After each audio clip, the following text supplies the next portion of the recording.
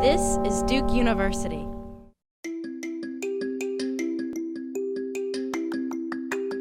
My name is Satanji Agosa, and I'm on the BAS team for promoting success for Latino English language learners. There's this myth that Latino parents are not as involved as other types of parents, and so we wanted to investigate that and see if that was really true. And what we learned is that it really is false. And so we noticed that a lot of parents were having issues with language, with accessing the faculty at schools, and even just understanding the system of education in this country. There was a really compelling quote where a mother talked about how she read the biography of Obama to her son and told him, like, this is who you could be one day if you really work hard and take every step and take advantage of your education. So our research was broken into two parts, a 20-minute online survey and an in-person interview. The survey based things off of like demographics, where in Colombia they lived, how they were affected by the floods, and their stress levels. And then the in-person interview was with either one of the faculty members or one of the undergraduate or graduate students on the team, where we asked them about how they prepared for the floods, what they did during the floods, and then how they've been recovering since the floods ended. And we sort of did that on a one-on-one level. The students ran all of the different parts of this. We had a lot of help from our faculty, but it was a very immersive experience in terms of getting to do all of the work on our own. Yeah, my name is Soumya. I'm a sophomore on the Real Slums of Bangalore team.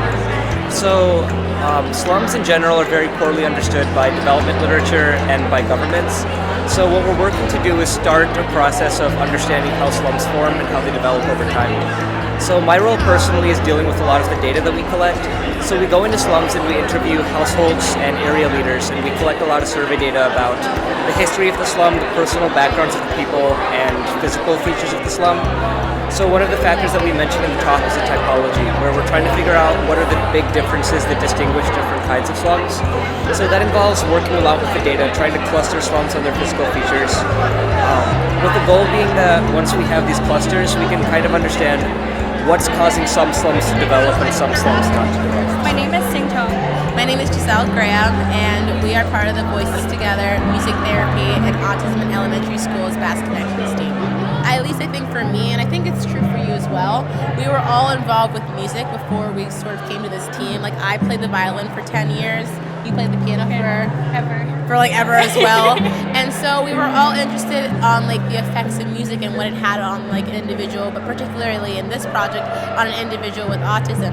And so I don't know so much as if what I'm going to do with it in the future. All I knew is my initial interest sort of gravitated me towards the project, and that's sort of why I decided to join it and why I love it so much.